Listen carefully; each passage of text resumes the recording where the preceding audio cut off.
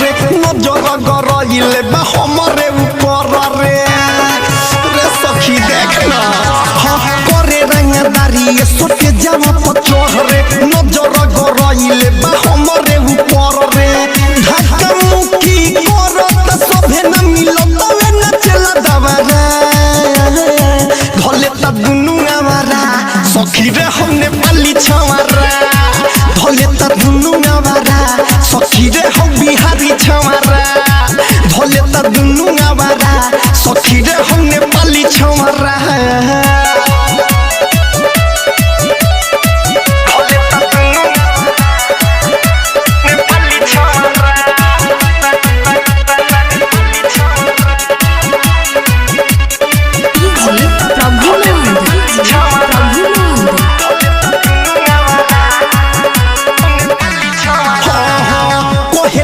के दो तू खट्टा हो कि मीठा रे छोरा नेपाल वाला बाटे बड़ी ढीठा रे भोरी पढ़ेला बुदूरे से मारे तिरछी नजर से जवानी हम तारे हमरा पर झुकल चाहे न जइसे झुके फुलवा पर भमरा धले त दुनु आवारा सखी रे हम नेपाली छमारा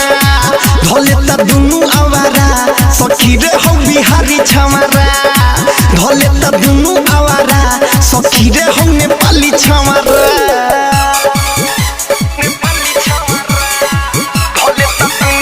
अमन रिकॉर्डिंग स्टूडियो दिल्ली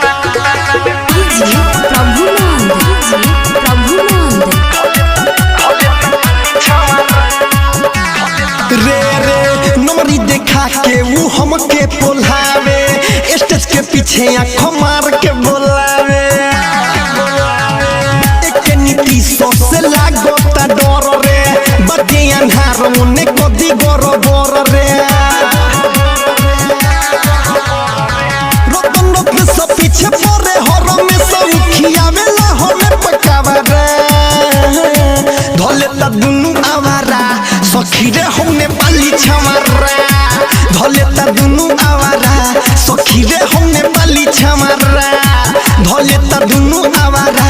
सखी रे हम बिहारी छमारा करे रंगदारी सोटे जावा पचोह रे नजर गरइले बा हमरे ऊपर रे धक्का मुक्की करत सभे न मिलत वे न चला दवरा धले त दुनु आवारा सखी रे हमने पाली छवारा